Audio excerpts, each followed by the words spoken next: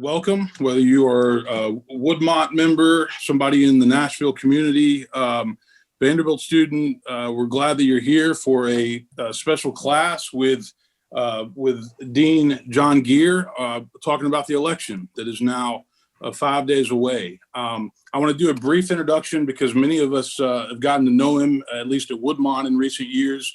But John Geer is a professor of political science. He is also the dean of the College of Arts and Sciences at Vanderbilt University, earned his PhD from Princeton, and he has been at Vanderbilt how long now, John?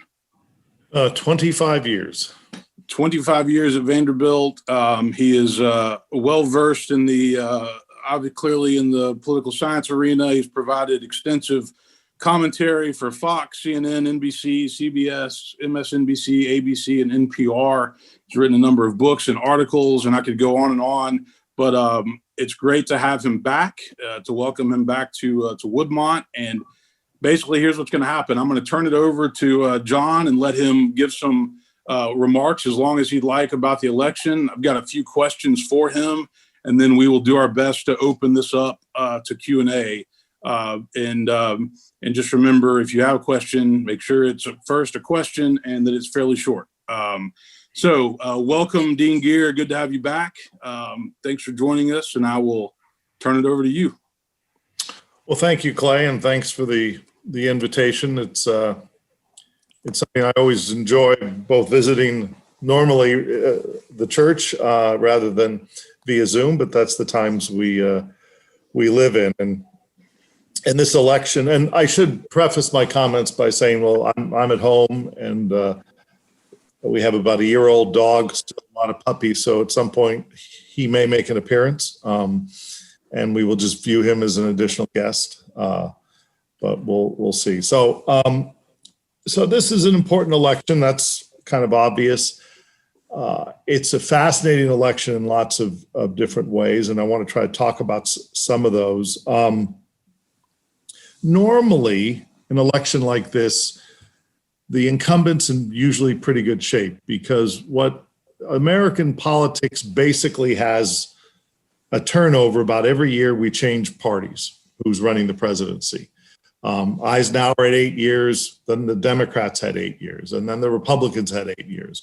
And so it tends to be about 8 years per party. And so incumbents tend to get reelected, especially when they're incumbents that are following a change in parties. That is, when Trump became president, the Democrats have been in control of the White House for 8 years. He represented a change in party. It usually means that he would get a second term. That's kind of the rhythm of American politics. When George H.W. Bush did not get reelected, that was on the heels of 8 years of Republican rule. So the country was kind of in the mood for a change with Bush, and he only had one term. Over the last, I think, 125 years, the only time that we've had a president change parties and serve only one term and defeated in re-election was Jimmy Carter. It's the only time it's happened in anything recent time, so to speak. Trump's in a position where he, in fact, may not be reelected, and he would then be unusual in that respect. And so that's kind of the context. The context that I think President Trump wanted to run in was twofold. One, he wanted to be able to stress a growing economy. He claims it's the greatest economy in history, and we know that is factually not correct, but it is correct to say the economy was doing better, and he was getting credit for that. And frankly, presidents get credit for good economies and lots of blame for bad ones, and he was getting the credit for a good one. But that was one pillar that he was planning on running on. And then the second was that he was assuming he was going to run against Barry Sanders, look at football, Bernie Sanders. And he was going to be able to run a campaign painting Sanders as this extreme socialist. And this was going to be his path to re-election, a strong economy and an out-of-touch opponent. Very representative of what he faced in 2016. I'll talk about that in a second. Those two pillars were gone by basically March 9th, March 10th. The economy all of a sudden had to shut down and went into a stall and in some sense crashed. And of course, Biden went from being a marginal candidate to turning South Carolina into a jumping off point that he became the nominee quickly. So all of a sudden, Trump was facing a very different kind of campaign than he had planned to do. And his entire presidency was based kind of what I would call a base strategy, that he won the presidency narrowly. He was planning on winning re-election narrowly. He was going to play to the base, turn them out, and win re-election through this economy and through having an out-of-touch opponent. None of this has happened, and we've had so much different kinds of change. And we've obviously, this Zoom call alone is an indication of change. But one thing that hasn't changed is the stability of Trump's support. If you look at his presidential approval ratings since he took office, he's basically hovered consistently in the low 40s. He occasionally gets up to the mid 40s. At one point in time, he was getting close to 50. He's never crossed over the 50 threshold, except in a couple odd polls here and there. But his average approval never has. And his average approval's really never fallen much below 40. It stayed in a very narrow range. People have their opinions about Trump. They formed them early on, and they haven't much changed. That stability is reflected also in the vote share. You can look at any number of different polls, but Biden's lead has been rock solid, steady for basically the whole campaign. Occasionally it'll go up. If you see a poll that says, Biden's up by 16 nationally, I don't believe that. That's a crazy poll. If they say, Biden's only up by 1, that's also a crazy poll. And I'll talk a little bit about polls in a second.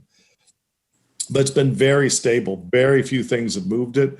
The conventions of the two parties didn't move it. Maybe Trump's performance in the first debate moved a few things, but maybe a point.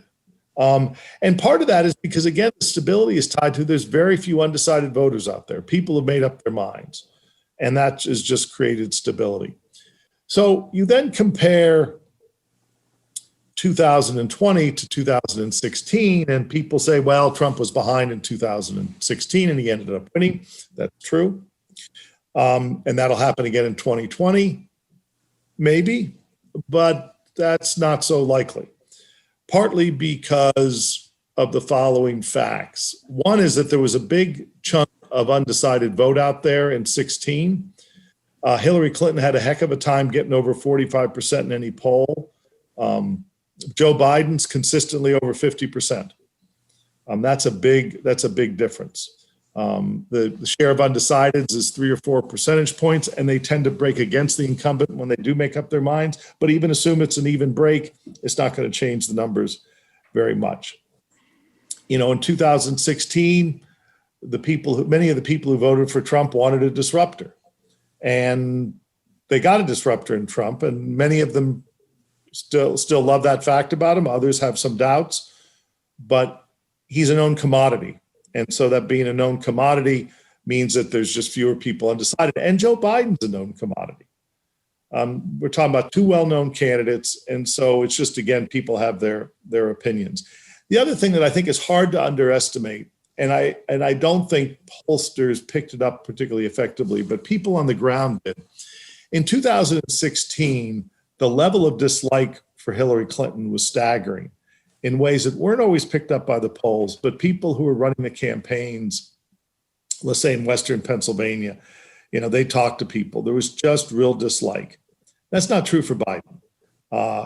Biden's liked, and his numbers of favorability have increased slightly during the course of this campaign, despite the pounding that he's been taking, rhetorically at least, from Trump.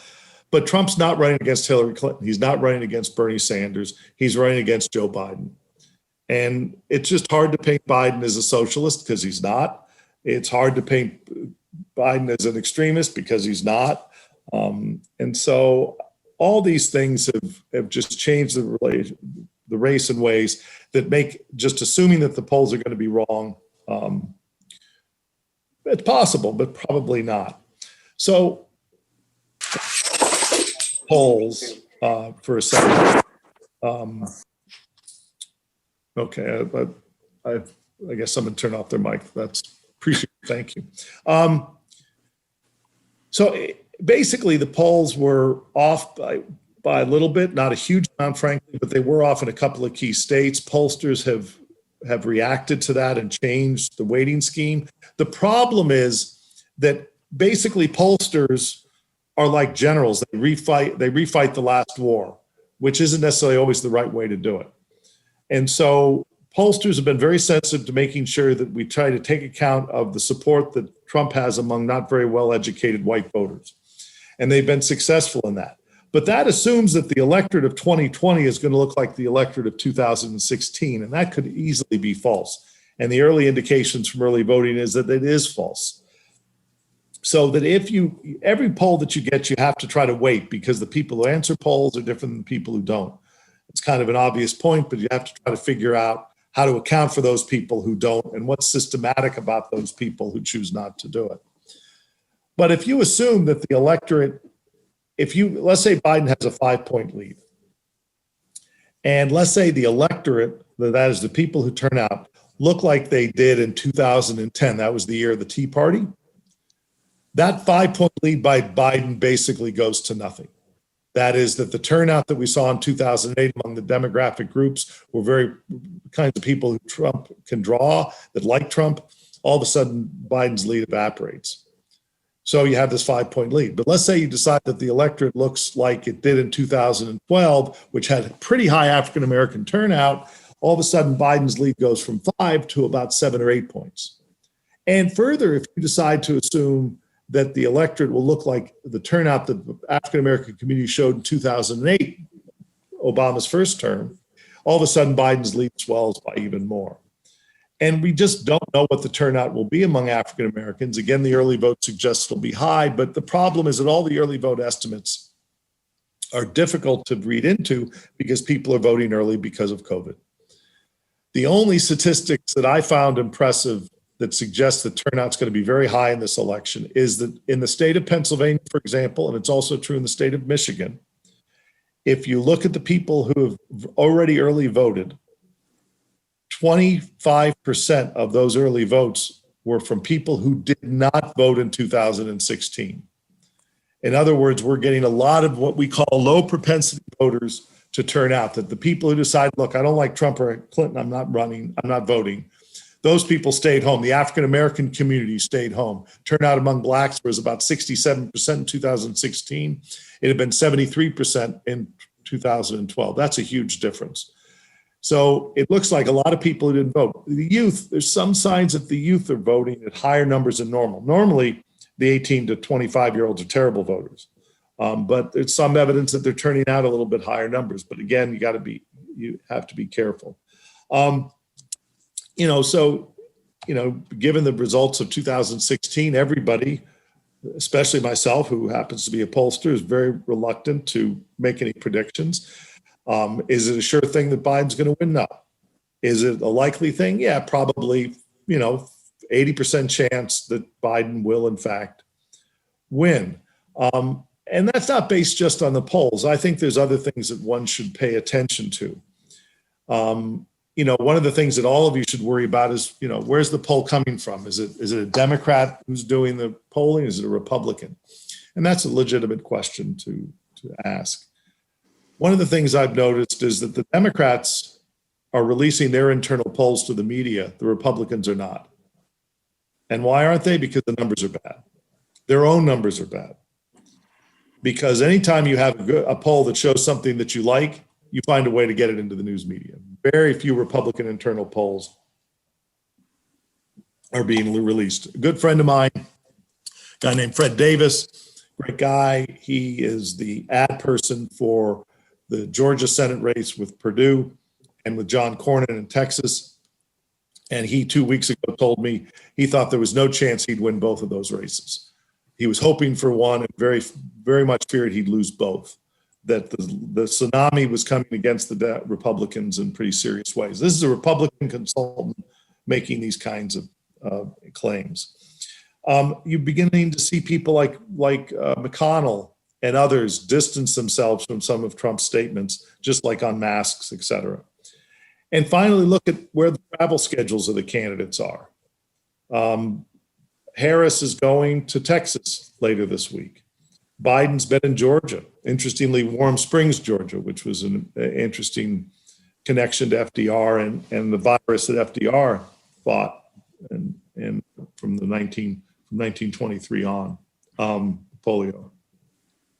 You look at where they're spending the money in ads and how Trump's cutting back on ads because he doesn't have enough money. I mean, that story will have to be told after the election, but how did Trump fritter away a huge money advantage? I think, the Amy Barrett nomination probably helped the Democrats in the election because it distracted time from the Republicans to change the nature of the conversation, and it gave the Democrats even more fundraising potential. I mean, if you look at what's going on in our neighboring state of South Carolina, Jamie Harrison has raised $57 million in the third quarter. The second quarter, I guess it would be. No, third. That's just unbelievable. $57 million. And he keeps asking for money. I'm thinking he can't spend it that he's got. So you look at all these things and it paints a picture that suggests that Biden will, in fact, win. Again, things could change, but boy, nothing's changed so far. When Trump went to the hospital because he contracted COVID, that didn't change things very much. I think the other thing that's going on is that you've got obviously the state of the economy, and it's a problem. But the economy is doing better, though right now it's potentially stalling out because of the rise in cases. But the country still collectively tends to think that Trump would be better for the economy than Biden. But of course, the COVID issue cuts heavily in Biden's favor. And the number of cases rising, the number of cases rising in Iowa, Wisconsin, Ohio, all battleground states, that's all going to hurt Trump, because the argument that he's trying to make that it just does not square with reality. We haven't turned the corner on COVID. And we're entering into a period where it's getting worse and worse, and it's winter. It could be a rough couple of months. I hope not. Love to be wrong about that, but right now it's rising. So those contextual factors, I think, make a difference. So, we'll see how it plays out. It's been a fascinating election in lots of different ways. And, you have to respect at the end of the day the judgment of the American public. And if it turns out to be, let's say, a 5 to 10 point gap for Biden, that's a very strong repudiation of Trump. If it's over 10 points, that's what they call landslide, especially in this day and age. The last time it was Obama won with 51% of the vote in 12, 53% of the vote in 8. Bush won with 51% in 04. Then it'd been really Bush in 88 winning with 54%. If Biden gets something like that, 54% in this polarized partisan environment, that's a pretty strong statement. But we'll see. We'll see how it plays out. So those are some of the opening comments that I have, and happy to. I guess, Clay, you have some questions, and we'll take it from our esteemed. Yeah, let me ask you a couple, and then we'll open it up in a little bit. So back to the Barrett confirmation. I guess there's a part of me. I don't believe that either party, if they have the White House and the Senate, is it not true that either party would try to fill a vacant Supreme Court seat if they have both the White House and the Senate, regardless of when it happens? Yeah, I think that the realities are the Democrats just didn't have much of an argument because, it's unfair because they blocked Garland's nomination that Obama put forward, but the Republicans controlled the Senate, and that's just the nature of the beast. And the passing of Ruth Bader Ginsburg gave the Republicans an opening, and they nominated somebody who was clearly qualified. And I can remember people saying, friends saying, why aren't the Republicans standing up to it? I said, Barrett's qualified. That's what they're going to do. I don't know why you would expect anything different. But I do think it opens up the possibility, I don't know that Biden will do it, but that they could add 2 seats to the Supreme Court if they control both the Senate and the White House. And then they get back to what they would say is balance. because you're opening it up, because you have made this much more political than the court is really supposed to be. But it's always been political. But, the Barrett nomination was rammed through, would be the language of the Democrats. And of course it was, but the Democrats would have done the same thing if they'd had that opportunity, which is your core point. And I agree with that. The other question is, I'm intrigued that you still, after the polls were so wrong 4 years ago, that there's not more, not on your part, but on people in general, there's not more wariness about the polls when it comes to Trump's base. Yeah. So let me expand on that point, because the polls were actually, the polls were good and bad in 2016. What do I mean by that? If you woke up on that Tuesday morning on that first Tuesday in November in 2016, and you went to this website, realclearpolitics.com, which provides a summary of the polls, Hillary Clinton had a 2.3% lead nationally on average, 2.3%. She ended up winning the popular vote by 2.1%. So the national polls were dead spot on. Where the mistakes were made were in a series of states that had high concentrations of not very well educated white voters. And that was mostly the Rust Belt, who also happened to be some battleground states. And that led Democrats and Hillary Clinton to misallocate resources. She spent a ton of money in Ohio. She shouldn't have spent a dime in Ohio. She should have spent it in the other battleground states. And so that the polls were off, but only in certain kinds of states, especially ones that didn't have, that had these high concentration of poorly educated whites. Second, in 2018, the polls were pretty accurate. Now, Trump was not on the ballot. That's absolutely true. But, people have put forward the hypothesis that people aren't willing to admit to a pollster they like Trump. Maybe. But I've also heard people say, imagine you're a suburban housewife woman and your husband's pro-Trump, but you can't stand the guy. Are you going to tell people you're actually going to vote for Biden? You might not. So I think there's lots of different ways that cuts, and we try to do the weighting in all different kinds of ways to try to take account of it. I pay attention to the polls, as you can imagine, but I also pay attention to the behavior of the candidates. Trump's running as if he's behind. Biden's running as if he's ahead. Again, it could change. But where they're spending money, the internal polls, certainly the Republicans believe they're in deep, deep trouble.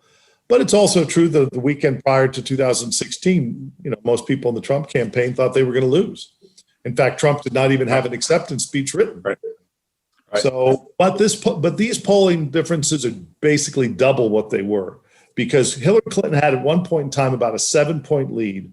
Then the email stuff with Comey came out, and it was dropping. By this point, 4 years ago, her numbers were dropping to 4% and 3%.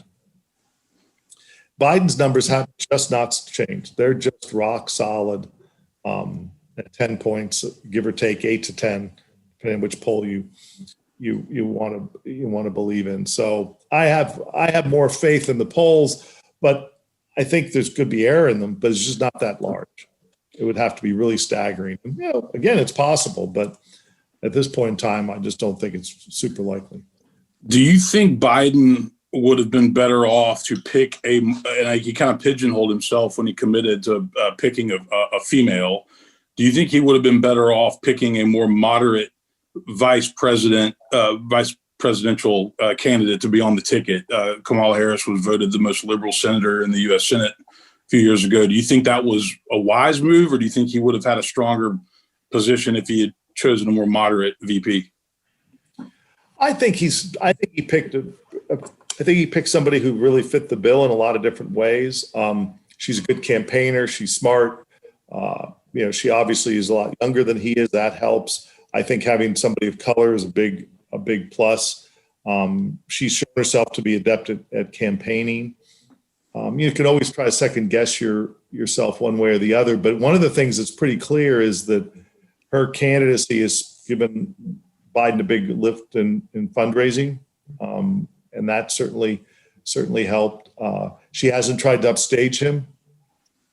One of the things that I've noticed about Biden, and actually we all probably know because we live here in Nashville, that we're blessed to have John Meacham as one of our citizens. And John and I are teaching together this semester, and maybe about 3 weeks ago, it was after one of the town halls in Miami. It was in lieu of the canceled debate, so maybe it was 2 weeks ago. And I called John up and I said, there's something going on with Biden. He's comfortable with his message. He likes it. He gets it. He's speaking it. He's not fumbling around a lot. He is just being on message, that he's comfortable with the message. And I said, it's a qualitative judgment. And John said, I've seen the same thing. John been in pretty frequent contact with the Biden team in a variety of ways. They went to Warm Springs, Georgia, on his recommendation because of the symbolism of that and understanding the history of Warm Springs and Franklin Roosevelt's recovery from polio. That Biden is comfortable with the message. He believes it. It's who he is. He's empathetic. He wants to unite the country. All these types of things that he's good at. He's not good at a brawl. That it would not be his strong suit. Hillary Clinton would be better at that kind of thing. So he seems comfortable. And John reports that he's completely uninterested in the polls. He's just thinking about, if he is elected, what's he going to do? What's he going to do with the CDC? What's he going to do with Russia? What's he going to do? That's what and it's also true, though, that, if you think about the tragedies he's faced, this is pretty, I can roll with the punches here. I've lost 2 children. I've lost a wife. This is all stuff I can handle. And so I can just see a level of comfort in some of his speeches. He gave a good acceptance speech. His speech at Gettysburg, I thought, was particularly well delivered. Again, the one in Warm Springs he likes the message. It's who he is. He's not trying to be something he's not. People may not like Biden, and that's totally fine and understandable. But he's gone through his life has been an interesting pattern to get prepared for this particular task. And we'll see. So in terms of Biden, what about the criticism that especially compared to Trump, he's not been out on the campaign trail. He's had very limited appearances. And then the criticism that he's slipping mentally, that seems to be a common criticism from the right. Yeah. And I think he's shown that not to be true. I think that there's not much evidence of that. I think that I just don't buy that. He hasn't campaigned the way Trump has, but one could argue that Biden's been trying to do it in a much more safe fashion. And Trump, every one of his rallies is putting people's health at risk, which is true. That his caution paid off because he didn't have to, go to the hospital and deal with testing positive for COVID-19 as our president did. So, I think it comes in all different forms, but I think Biden has been fortunate to be running a campaign where he's not on the road 24/7. And that's helped because it's just plain tiring, and it would be tiring for anybody, let alone somebody who's 77 years old. And so the actual format of the campaign has probably helped him a little bit, but he's ready for it. We have now Tommy, by the way, Hi, Tommy. He has made an appearance.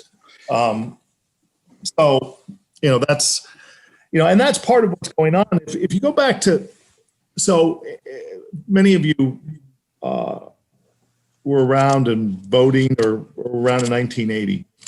And in 1980, Jimmy Carter was running for re-election and made a big argument that Ronald Reagan was basically a cowboy who didn't know anything. And don't vote for him because it's a big risk. And that was the argument, that he was, he just wasn't up to the task. He was at that point in time, he was one of the oldest, maybe the oldest candidate ever. But he was a cowboy. He was dangerous. He was risky. He didn't know much. And that was the Carter campaign. And the election was very close through most of the campaign. And then they had a debate. And that debate was held 1 week. There was only one debate between Carter and Reagan. It was 1 week before the election. And during the course of that debate, Ronald Reagan showed himself to be totally competent, totally reasonable, not a cowboy, and ready to be president. And then the election swung wildly to him, and he blew Carter out. Carter's campaign message didn't square with the facts.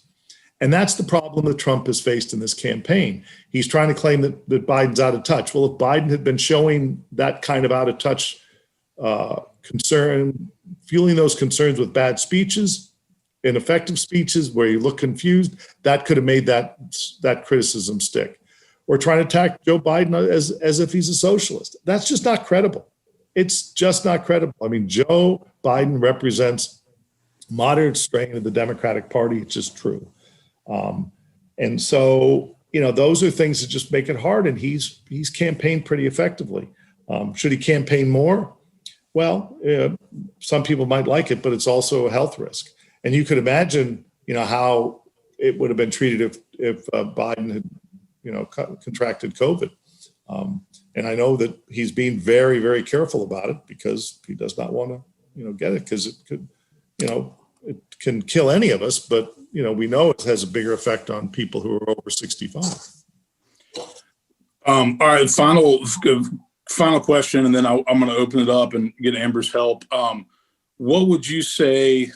What would you say the role of social media, which I believe wholeheartedly has contributed to the rapid polarization of American politics? The role of social media in this campaign, and specifically as it relates to Russia, China, others interfering with the election via social media. Yeah. Well, I mean, we know how important social media is. I do think that the chances of social media having an impact on this election is less than in 2016 because people's preferences are set. And so I just think there's less chance, less opportunity for the kind of manipulations that can go on. The fact that we are not clamping down on such efforts is frankly an outrage because it's a violation of sovereignty. And I'm still mystified by all that. But we don't have all the details and all the data. We know that Homeland Security announced that both Iran and Russia were trying to interfere with the elections, and it's just not acceptable, and steps need to be taken to correct it. But exactly figuring out how important it is really hard to estimate, and people have differing guesses about that. But I'm always one that puts my faith in the structural features of the campaign, the fact that there's very few undecideds, that you've got a record that Trump is trying to run on. You've got this situation with COVID. You've got the economy, unemployment. Those are the things that I think end up driving the race in a very fundamental way. And I suspect that if Trump had handled COVID differently, he'd be in a much stronger position. But he chose not to. And I think it's just, he's got pretty good instincts on a lot of different things. There's no doubt about that. But he missed, I think, the boat on that one because he could have engaged in leading the country to a better place in COVID, and he would have been given all the credit for it. What about your thoughts on the two debates? The first one, it was in Cleveland, and then the one that took place here at Belmont. Yeah, well, I don't have anything to say that other people haven't. I mean, the first one was a dumpster fire. It was a nightmare. Who behaved worse? Yeah, probably Trump, but it was both. It was just terrible. I thought the second debate I was glad it was in Nashville as opposed to the first one. I thought Trump did pretty well, and he was much more measured and those kinds of things. Biden was fine as well. I don't think it changed anything. Maybe the first debate changed things a little bit, but by a point or two at most. This is an election about stability. Just haven't seen much change, and people made up their minds, and that's it. And I'm sure those of you, listening in, and you've had conversations with lots of different people are set. I mean, my policy is if somebody, has a different view than I do, I'd just soon not talk about it. But if in fact they're open to discussing, I'm totally game because I expect people to disagree. But, people are pretty set. And what I'm most worried about in this country is not polarization. What I'm most worried about, and this has been fueled to some degree by social media, is that we are not tethered by evidence. We as a society must be tethered by evidence. We must be shaped by that evidence and what it tells us one way or the other. And what I find most disturbing about the whole COVID thing is that it's clear that masks make a difference. And to suggest otherwise is just false. And that needs to shape the narrative. That fact needs to shape the narrative. And if we keep ourselves tied to the evidence, guess what?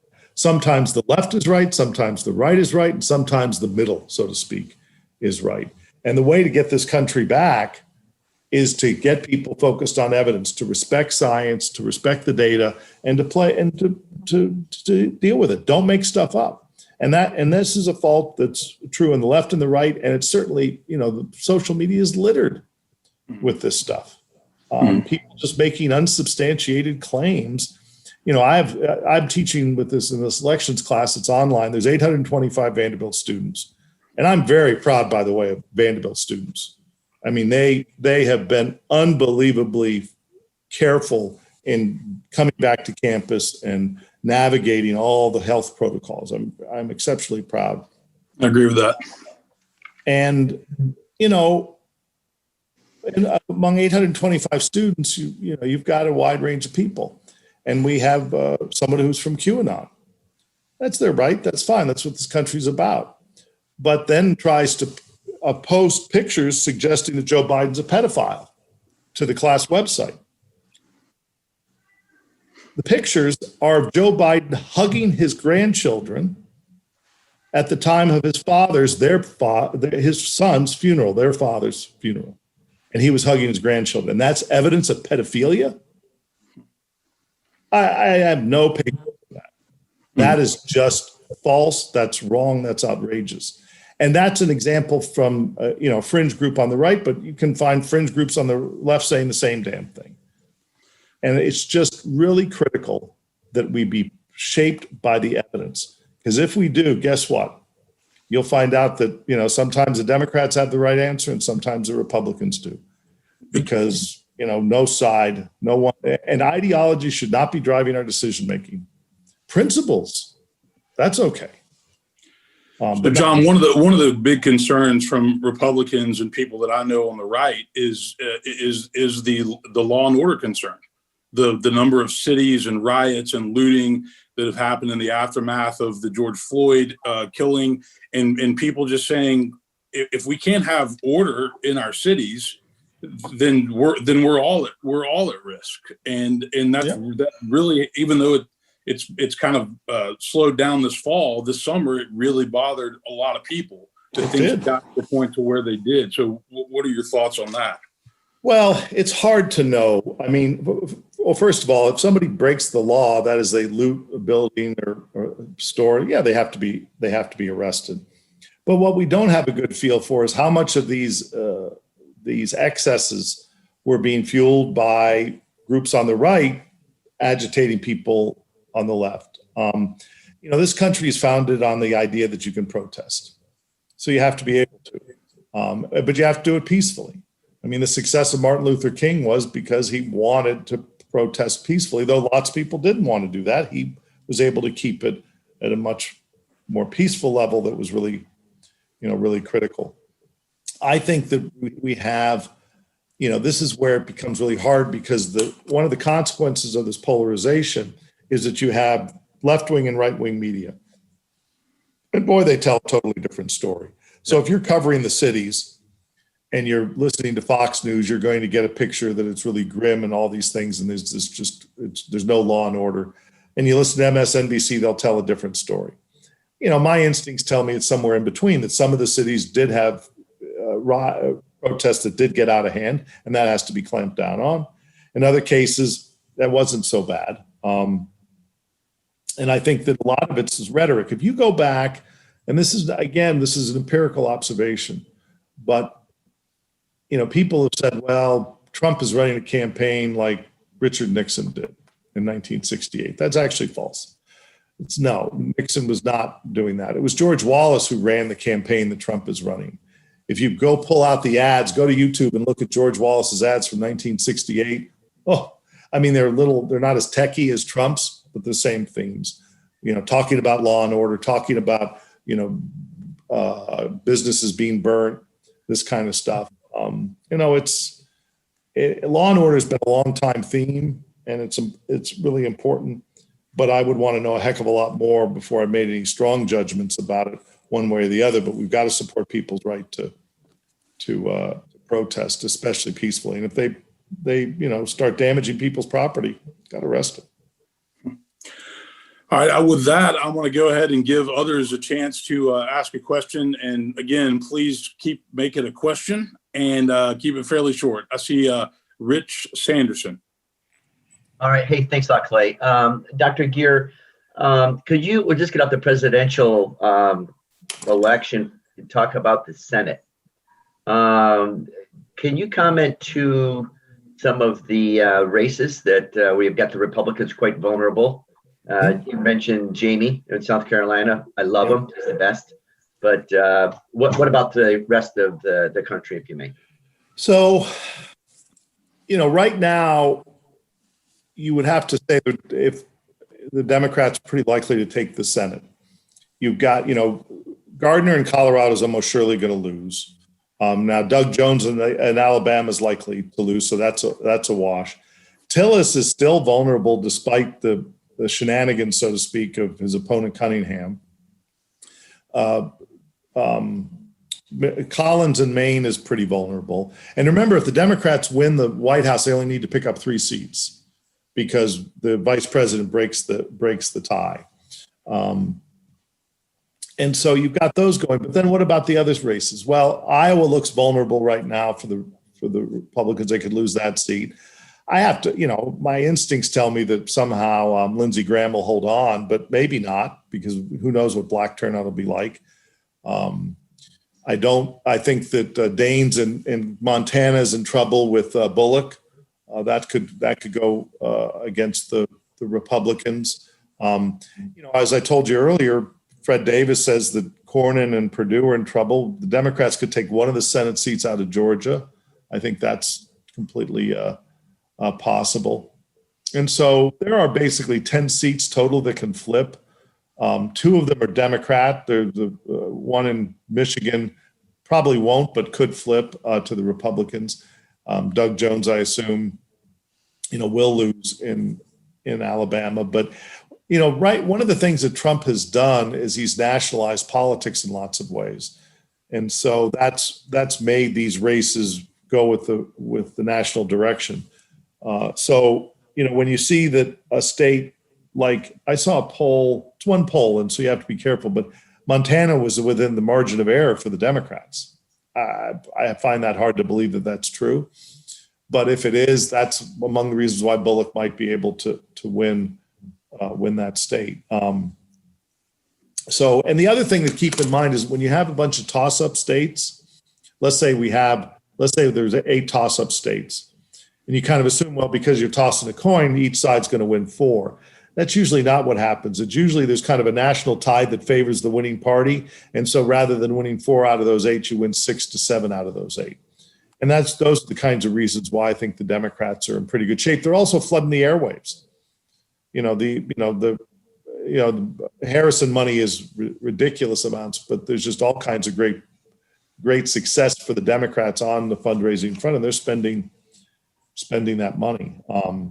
And so I think it's, pretty likely that the Senate will go to the Democrats if Biden wins. If Biden doesn't win, it probably will stay with the Republicans because it'll be a suggestion that Trump is doing better than the polls suggest, and those other statewide polls will be off. We'll see. It's, the 2016 race still looms in people's minds. And so you think, could there be that kind of error again? Yeah, it could. But probably not. But we'll see. I hope that answered your question. Thank you. All right. Next question. Amber's helping me. I'm scrolling the screen. So either put your hand up, or I see Pam Zimmerman. Pam? Thanks, Clay. And thanks, Dr. Geer, for being with us tonight. Really appreciate that. you mentioned 54%, I think, as pretty indicative of a win. Did I understand that correctly? It would be almost the equivalent of a landslide if Biden were to win 54%. So my question has to do with what, if any, margin might we see on Tuesday night that would give any semblance of actuality of what the final outcome could be, or is there just not any, given all of the absentee votes, the early votes, et cetera, et cetera? Well, that's a great question, Pam. And I'm glad you asked it because I should have probably mentioned it. So, yeah, who knows how long election night could go on, so to speak. It could be election week or something like that. I think the key to two early keys. Both Florida and North Carolina count all their absentee and early vote by election day, and they report it. If Biden were to win Florida, let's say we know that by 11 p.m., it's over. If Biden wins, North Carolina and Florida, there's almost no path forward for the president. So those two states will tell us a lot. A state like Pennsylvania that's not going to be counting its votes for a while, we're not likely to know about that, or Michigan. But if indeed nationally it's pretty clear that Biden's going to win by 6 or 7 points, there's really no way that Trump can carry the college if it's that electoral college, if it's that kind of gap. It takes about 3 to 4 points where all the gap between Trump and Biden nationally, when Trump could conceivably try to take the college by sweeping the Midwest narrowly. So I would pay close attention to Florida and North Carolina. If Trump wins with both of those states, with some ease, that's a sign he probably is going to have a good night. Because one of the things to keep in mind is every state is unique, but they also are subject to these national tides. And so let's say just play for the numbers. Biden wins Florida by 5 points. Highly unlikely, but let's just play that. That suggests he's going to win Michigan by 12. He's going to win Wisconsin by 12 because the dynamics that are driving him to have a reasonably comfortable victory in Florida will be the same things that allow him to have even a bigger win there. I mean, the fact that Texas is in play is just stunning. And there are very, people well connected in Texas who think it could go to the Democrats. I wouldn't predict it, but it's not impossible. And, and that's not been true. What was the last time Texas went to the Democrats? It would have long time. Probably, yeah, it would be a really long time. It would have to be 64, maybe. And so, that could happen. Georgia is in play. In fact, I saw an article by Jonathan Martin in the New York Times, who's a very smart guy. He thinks Georgia is more likely to flip to the Democrats than Florida. Well, you lose the Georgia electoral vote. That's a huge problem for Trump. Arizona looks very likely to be blue. That's a problem for Trump. And so, Michigan and Wisconsin look to be, Michigan and Wisconsin look to be out of reach. Pennsylvania, not so. Pennsylvania could still go to Trump. But if he loses a place like Georgia or Florida, man, it's just, it becomes very, very hard. All right. Sorry. I didn't mean to cut you off. Oh, it's okay. Let's see. Trying to get to a number of folks. So Roy, you had a question, and then we'll go to Karen. You got to unmute, Dad. Just a quick observation on something you said earlier, and then my question, but the observation is that Biden may not be an extremist, but Kamala Harris comes across as an extremist. And at Biden's age and the reality she could become president, that's a big concern for a lot of people that I've heard people talk about this election. But my question is, in light of how every election gets more and more contentious and how, if you listen to the talking heads, no matter who wins, Republicans or Democrat, that the other side is going to take it to the courts and try to fight a different turnout because it didn't go right the way they wanted it. You talk Yep. about stacking the Supreme Court.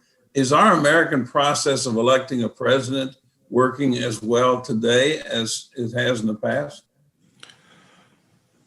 Well, no, I think that's pretty clear. I think that if the election is pretty clear, I don't think there's going to be much court battle about it, but we'll see what transpires on that front. We've had, elections in the past that have been ugly in a lot of different ways. We've had lots of conflicts. I mean, you go back to the McCarthy era, that was a pretty ugly period of time. And we're certainly in an ugly period of time right now. You think about what was going on and, in right around the time of World War I and the suspension of newspapers by Wilson. There was another flu, Spanish flu back then, lots of different problems. So this is not unprecedented. I think the thing that I'm most worried about is the legitimacy of the Constitution. In certain quarters, it's been called into question, and that's a big problem. And I think that that I worry about rule of law, that the Constitution needs to be respected and the outcomes need to be respected. I mean, I always think students will ask, what was the most important election in American history? And 1864 was critical. This one is critical, and probably it'd be hard to argue against 1864. But how about 1800? Where John Adams surrendered power to the other party. He did that, and the country was really new. And he turned power over to somebody who he did not agree with in any way, shape, or form and didn't like personally, though they came to reclaim the friendship later in life. He turned over power. I mean, that's a pretty amazing thing.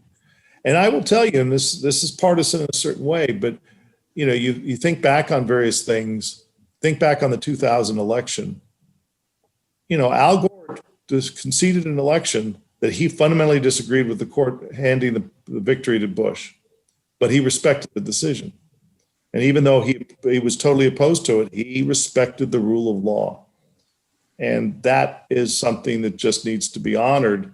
And, one thing about American politics is that both sides win and lose, and you just have to respect when the other side does win. And that's something that I fear, which is your question suggesting, that we've lost a little bit. And that's a problem, but I'm hopeful that we can, that the country will get through this period and get back to more respect for the Constitution. All right, Karen Woolridge. Hi, thank you. This has been fascinating. Can you please tell us how Nashville absentee ballots are counted? When are they actually counted? Actually, the absentee versus the early vote, you mean? The early vote is counted, is reported on election day. I don't know about absentee come to The think. mail-in. Yeah. I don't actually have the answer to that. I do know that the actual vote itself is up a huge amount, but again, I don't know if that's because people aren't going to vote on election day. I've been debating, I haven't voted yet, and I've been debating about whether to go early voter, maybe let everybody else early vote and be in the lines, and I won't be in the line on election day. That's what I do, John. Never a line on election day because everybody early voted. So yeah, and so that's my current. I also like election day, but it'll have a different feel this year, needless to say. So I wish I had a better answer for you, Karen. I'll just add that on the news tonight, they said that very question, that we've had so many absentee ballots that have gone out, and most of them, all but 20%, they say have come back in, and the guy in charge of them said they're locked away safely to be counted on November 3rd. Okay. Well, thank you. Well, let's see. all right. Other questions for Dr. Geer tonight? Put your hand up either in the screen or on Zoom, and we'll try to find you here. I could ask you questions all night, but I'd rather give you guys a shot. Anybody? Well, let me ask while we're looking. Okay, I see Amy. Is that right? Or you don't see any. Sorry, it just said Amy. Don't see any. So what would you say this if COVID had not hit the United States, which it clearly has, what would this election look like? It'd be close. It'd be ugly. But Trump would probably he'd be in much better shape. It's not clear to me that Biden would be a good fit for the time because the COVID thing, what Biden's good at is empathy. What he's good at is talking about bringing people together. Those are things that people want. It would have been not as good a fit. I mean, it's an interesting moment that he seems pretty well suited for, but if he didn't have COVID, it would be nip and tuck.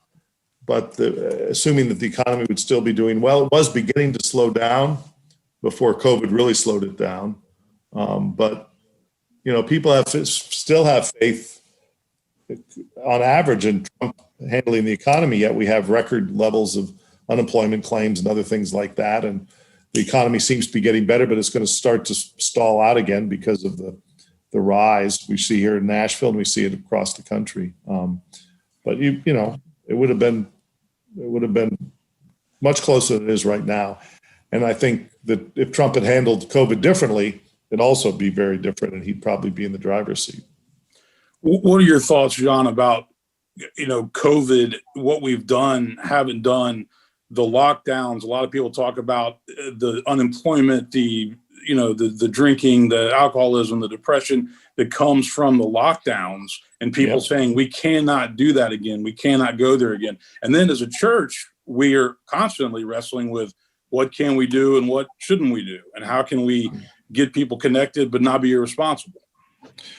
Well, I mean, I'm not medical personnel, but mandating masks just isn't a big sacrifice. Big sacrifice was asking 18 to 22-year-olds in June of 1944 to hit the Omaha beach. That was a sacrifice. Wearing masks is just not a sacrifice. And it's something that we know keeps people safe. Now, mandating things never goes over well with the American public, and I understand that and I respect that. But, just that little tactic alone, we have estimates that if we went to it right now, we'd probably save over 100,000 lives. I believe in that science, and I think those are the kinds of things that, Biden will try to handle. I mean, every time we take our foot off the brake, the cases start to climb again. And I think there's ways to deal with it. I'll say that, getting back to the Vanderbilt case, it's not easy. It's not who we are as humans to having to navigate this. But, if it's going to make collectively society safer, it's probably the right thing to do. But the difficulty, and this gets back to a theme that's already been discussed, is that it's become polarized. And so it's become political. I mean, if you wear a mask, you're making a political statement. And that's unfortunate because that shouldn't be the case. We should be relying on the science. And it's true that the science changes. So, for instance, the CDC 2 weeks ago, maybe it was a week ago, said basically as long as the close contact is defined as being within 6 feet with somebody who's positive for more than 15 minutes. And now it turns out that it's 15 minutes, not continuously, but 15 minutes over a 24-hour period of time. Well, that's a pretty dang big change. And that's important to know. Well, we didn't know it before. Well, then we adjust. Science doesn't know it all, but it gives us some evidence to proceed. And then when we learn new things, we'll proceed differently. And so I think, I just think we as a society, we need to rely much more on the evidence and what the scientists, more accurately, the experts are telling us. And that's been a failing in this case. And it's cost lives. What does the Republican Party look like post-Trump, whether it happens in 21 or happens after the next election? What does the Republican Party look like when Trump is not the guy? Well, if Trump is reelected, he'll be, completely putting his stamp on the party in some fundamental ways. I think the answer, if he loses, is how much does he lose by? Because let's say he gets blown out. Let's say it's an 8-9 point lead and it's, big college landslide. The Senate goes to the Republicans. The kind of classic business Republicans, the Bill Haslams, the Lamar Alexanders of the world, will try to reassert themselves in the party, and they'll have a pretty good argument. If it's a nip and tuck election, Trump's imprint will likely stand longer. One thing to keep in mind is if Trump loses, I would expect him to run in 2024. Why not? He certainly can. He's eligible, and he'll be, 78 or whatever he'd be. He's not going to go away. I've said that to some high-ranking Republican friends, and they just hold their head. They haven't thought about that, but of course it's true. But if it's a big blowout, then he'll have a harder time making that case. But he still has a lot of popularity, and he's tapped into. There was real unhappiness in this country. People wanted change, and he's a disruptor. There's no debate about that. And some people like that, and they still will. Well, and that's one of the things, at least in my classes at Vandy, talking about what were the things that happened to give Donald Trump a chance to become president. And then are those factors still alive? Is there still resentment towards the political class of both parties? And is there, the kind of an elitist mentality that looks down upon the working class? And, all those things are still in play, though, right? There is. Yeah, there is. And, it'll be interesting to see. I mean, one of the things that Trump has to grapple with if he loses is, does he pardon himself and all his family? He may want to do that because there's going to be all kinds of legal proceedings and all kinds of different fronts. But that wouldn't sit well with the American public. But he might do it just to protect himself or protect his kids. I don't know what he'll do. It depends if he's going to, if he really wants to run again. I mean, it'll be really fascinating to see. And then, does Fox News distance themselves from him, or do they continue to give him airtime? I don't know. I mean, I can tell you one thing, that the networks like CNN and MSNBC, they will miss Donald Trump because there's a lot more people that watch their television shows because of that. And because of him. And he is right. He is news, and he captures people's attention. And even if you don't like him, he's still, he has that ability. And I think to some degree, the Democrats just didn't quite ever figure him out, especially in 2016. There was a question on the chat room. Could he issue a preemptive pardon? What's a preemptive? Well, that's what somebody just asked. I mean, I don't know. Could he be pardoned for something he hasn't been accused of? He could. Well, that's an interesting question.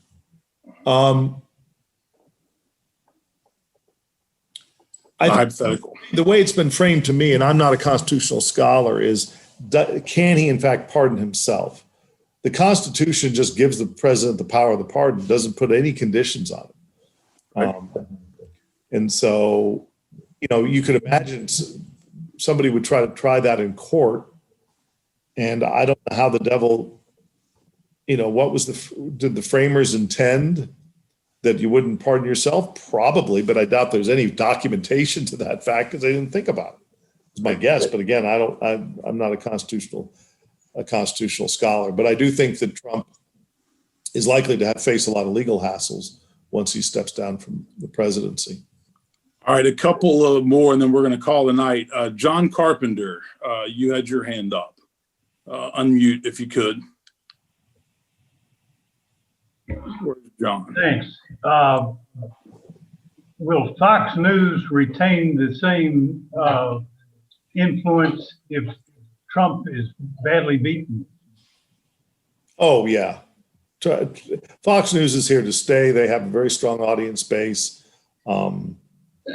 I think that, there's, every once in a while Trump will blame Fox for his woes, especially if they come out with some poll that shows Biden ahead. But no, Fox News is a major force in American politics, is going to remain so, whether Trump wins or loses. Thank you. Sure. Any other questions for Dr. Geer tonight? Roy, you got another one? You got to unmute. Unmute. I'd be interested in your opinion, regardless of what political party would do it. What are your thoughts about stacking the Supreme Court if you don't like the balance that's on it? I don't like it. We all know, or not all know, but FDR tried to do it. It didn't work.